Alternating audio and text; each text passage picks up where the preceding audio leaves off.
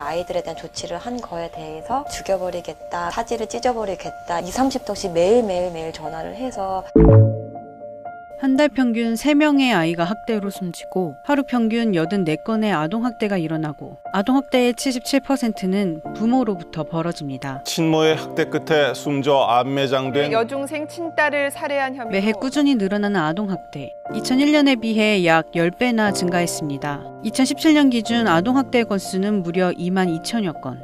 지금 이 순간에도 정서적, 신체적 학대를 받거나 방임을 당하는 아이들. 이 아이들을 지키는 아주 특별한 사람들이 있습니다.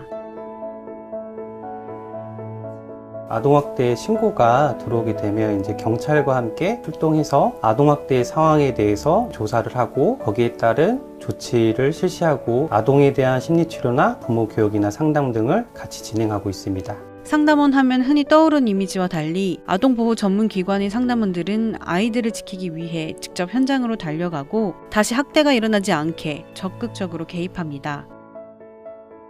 아동보호센터에 찾아온 부모가 아들을 내놓으라면 아버지가 아들을 돌려달라며 불을 질러서 자신도 불에 타 숨졌습니다. 아이를 분리를 했었거든요. 아버지가 아이를 폭행해가지고 가정에 일본도가 있더라고요. 그래서 일본도를 꺼내도 난동을 벌여서 저희가 철수한 적도 있고 20~30통씩 매일 전화를 해서 연이 들어가는 욕설은 기본이고 저희 가족까지 비하하는 말들, 그럼에도 불구하고 저희 업무가 재학대가 발생하지 않는지 행위자를 통해서 확인을 해야 되는 부분이 있기 때문에 그 부분이 더 힘들었던 것 같아요. 간섭하지 말아라, 개입하지 말아라 하면서 문을 열어주지 않는다거나 들어오려고 하면 흉기를 드시거나 날카로운 물건들을 던지시거나 이런 것들도 있어서 부모의 훈육으로 체벌이 가능하다는 인식이 뿌리 깊은 한국. 아동학대가 의심돼도 부모가 상담원의 개입을 강하게 거절할 경우 강제력을 행사하기 어렵습니다. 성인의 98%는 상대방을 때리려고 위협하는 행동을 폭력이라고 생각하지만 습관 교정을 위해서 자녀를 때리거나 위협해도 된다고 생각하는 사람들이 절반 가까이나 됩니다.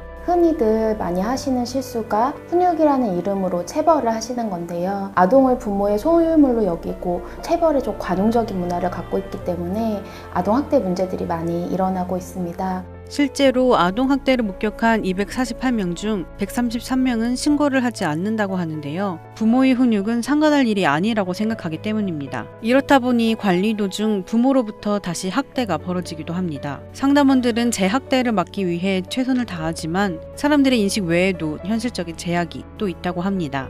평균적으로 한 50가정 다자녀도 있잖아요. 그래서 70~80명 정도를 관리하고 있다고 보시면 될 것 같습니다.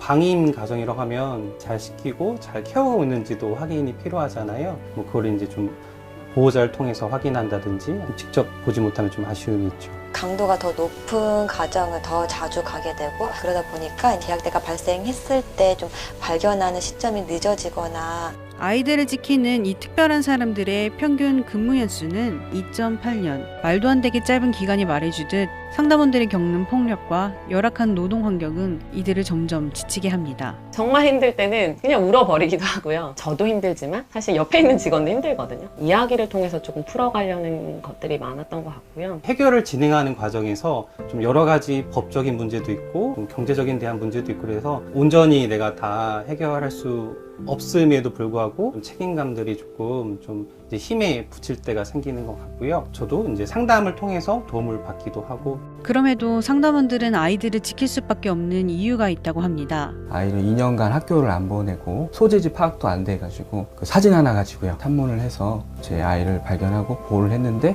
2개월짜리 그 둘째가 이제 태어나 있더라고요. 근데 그 친구 온몸에 멍들어 있고 뭐 핥힌 자국이 있고 아직까지도 이제 아이를 계속 만나고 있는데 잘 지내고 있는 거 보면 제가 못했으면 세상에 없던 친구일 수도 있겠다라고 그때 많이 조금 이 일을 계속 해야지 그런 마음이 좀 많이 드는 것 같아요.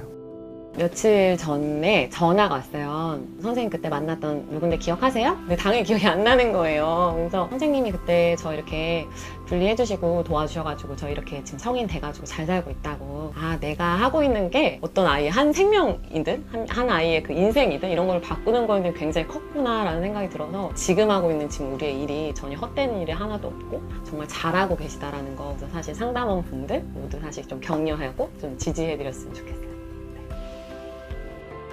상담원만으로 모든 아동학대 문제를 해결할 수는 없습니다. 경찰 역시 언어적, 물리적 폭력 등이 있을 경우 훈육도 학대일 수 있다는 관점으로 더 엄격하게 아동학대를 조사하겠다고 합니다. 정부도 학대당한 아동을 국가가 책임지고 아동처벌에 관대한 사회 분위기를 바꾸는 등 아동 권리를 강화하겠다고 발표했습니다. 지금 이 순간에도 우리 주변에서 학대를 당하는 아이들을 위해 중요한 것은 평소 우리들의 관심과 신고입니다.